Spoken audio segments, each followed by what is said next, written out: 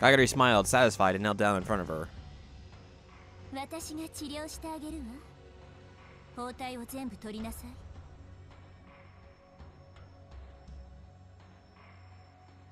When Kagari left the apartment, the sun said.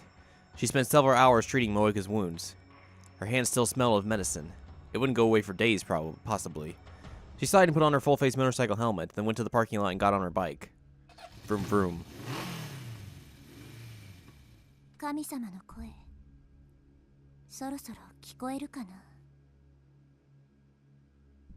She whispered.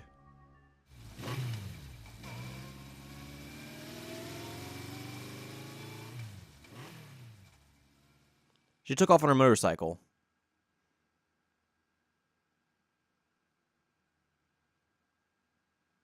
And vroom vroomed around the streets. June 25th. So we've gone through a huge time jump, I think. I think the last time we were in, like, January? That makes sense? It was almost July. The rainy season hadn't been bad this year, and what little remained of it had already disappeared. Temperature-wise, summer had come a long time ago. In other words, it had almost been a year since it happened. And then one Saturday afternoon, if I stayed home, not only would it be hot, but Dad would be on my case about helping with the family business to get away. I'd come to the area on Ikebukuro Station. A year ago, I could have gone to the lab, but with Suzuha living there now, I'd mostly stopped going. That meant it was hard to find a place. Didn't we already read all this? We can't skip it though. Yeah. We're gonna get what, a call from my Erie, and she's gonna help. She's gonna want to like make a sign for his parents' shop. This is literally the same thing. And we got a mail. Yeah. So we've already been through this.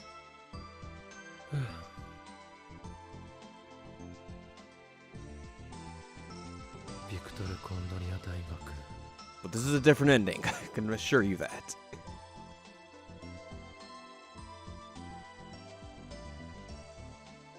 So before we got the scene with Maho, this time we got a scene with Kagari.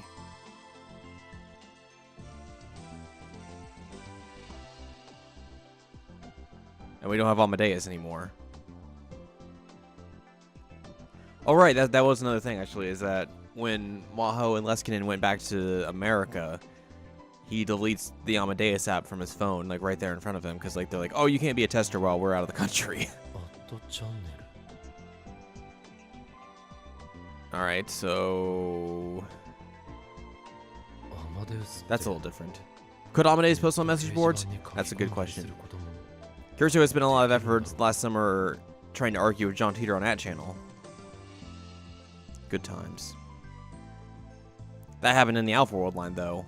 Still, it meant that she was okay with posting, so there was a chance that Kirito was doing the same thing. If Amadeus had even temporary access to the network, then just maybe. I opened the web browser on my smartphone without really expecting much, ran a search for a nickname I knew I'd never forget. Kurigohan and Kamehameha. It was a handle that Kirito had once used. I spoke without thinking. I bowed my head a little towards the other customers who were staring at me coldly and looked back at my smartphone. Apparently, the search turned up several hundred results. They were all comments on @channel.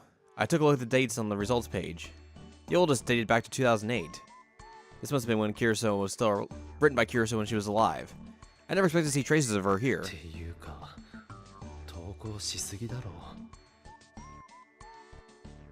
I didn't realize she spent this much time on @channel.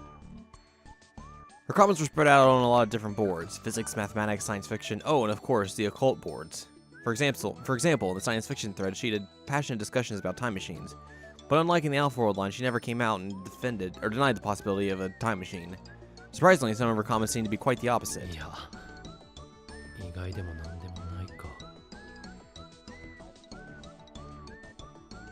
After all, she'd gone through all the work to write a paper on time machines. Compared to that, her comments on the occult boards were brutal. She would absolutely crush the arguments of anyone who dared to propose anything even the least bit unscientific. Supernatural phenomena like crop circles, poltergeists, and spontaneous human combustion. Out-of-place artifacts. The Mayan doomsday calendar, conspiracy theories about how human DNA had been brought up from another planet. She broke them down and refuted them with a cold thoroughness that even drove away her own side. And if anyone dared challenge her, she'd leave them flat on the canvas. It was just like Kirisu. Her comments offered so little room for discussion, it was aggravating to read them. Did she actually enjoy all this occult stuff? She put enough energy into this that I couldn't help but wonder.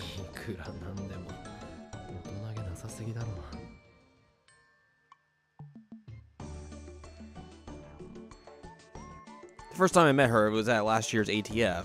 I'd gone through the same experience. But after a certain point, the Curry Gohan and Kamehameha comments suddenly stopped. The cutoff date was July 27th of last year, the day Kiriso died. Her last comment was a slightly too heated response to someone who was mocking Dr. Nakabachi's time machine press conference. My chest tightened with the sensations of nostalgia and sorrow. I decided to close the browser. But then I stopped as soon as I saw her next comment. I brought the phone closer to my face and stared at it again and again. The date of the comment was December 1st, 2010.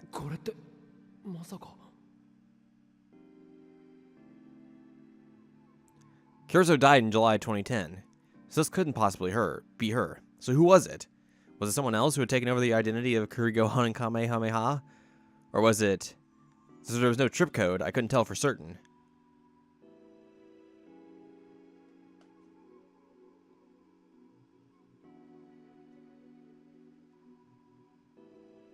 December 1st was just after Maho and Dr. Luskin had come to Japan, and also about the time I had encountered Kirisu. After that, Kurigohan and Kamehameha commented at the rate of once per week.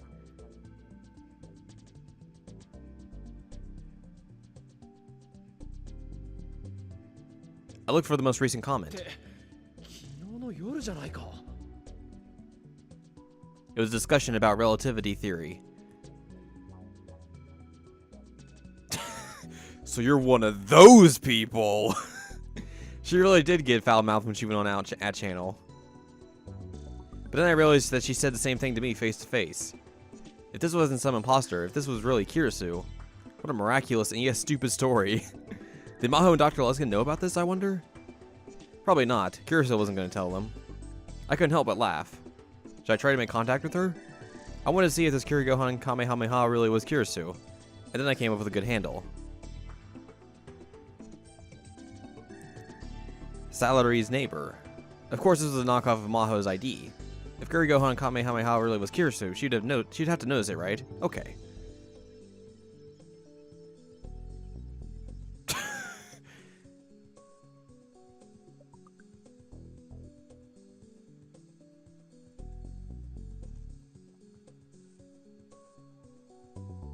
And there, it's posted. How about that? I wrote something deliberately provocative, and importantly, I'd mixed in some mistakes. Not to brag, but I thought I knew a lot more about Kirisu than Maho did.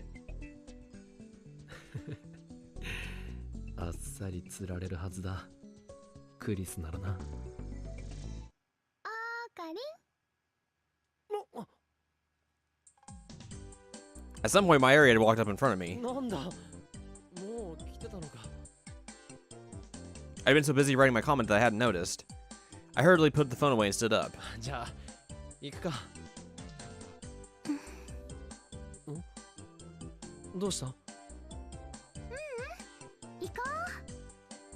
Mayuri and I left the cafe. Mayuri and I met up and headed for Tokyo Hands. When I stepped in, okay, yeah, we got this part already. She's gonna make a sign.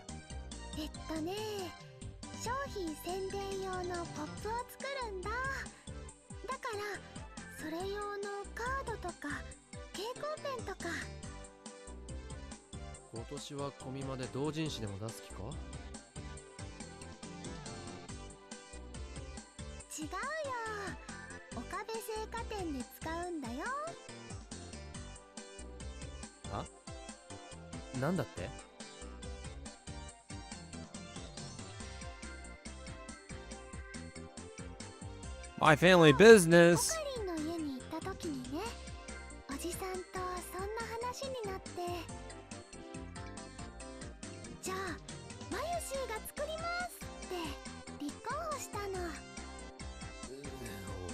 い。お前がそんなことする必要ないんだぞ。でも、本当に。I guess we can kind of skip through this part too, since we have seen this already.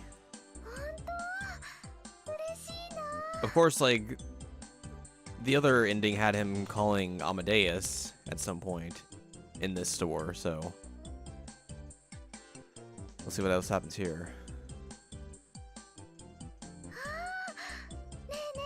Maybe that just gets skipped altogether.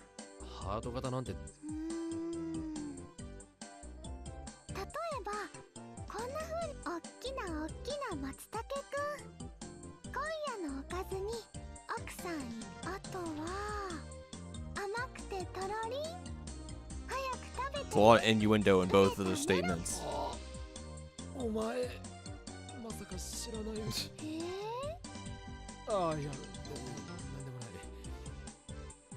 Mayuri looked confused and completely oblivious.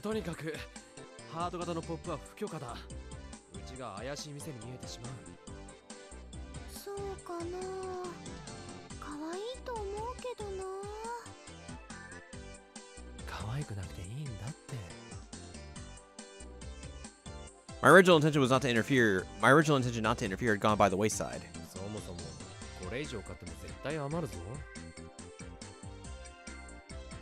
My shopping cart was filled with cardstock of various colors and shapes.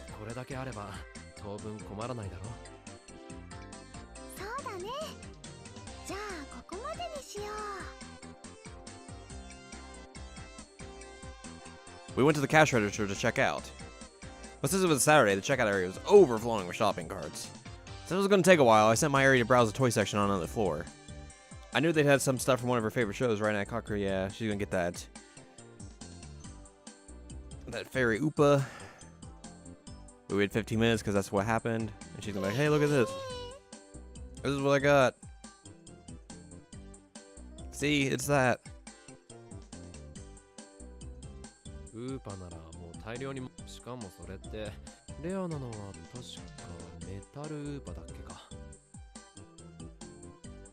That's from a movie, blah blah blah blah.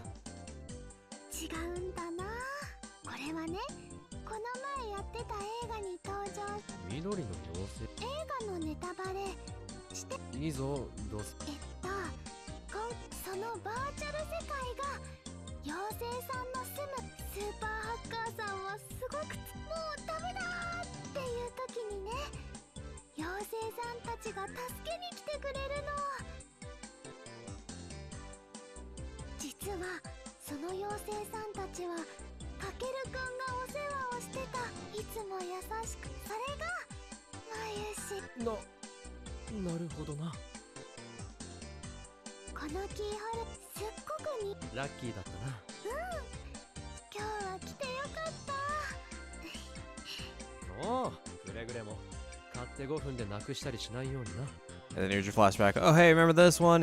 And then she lost it.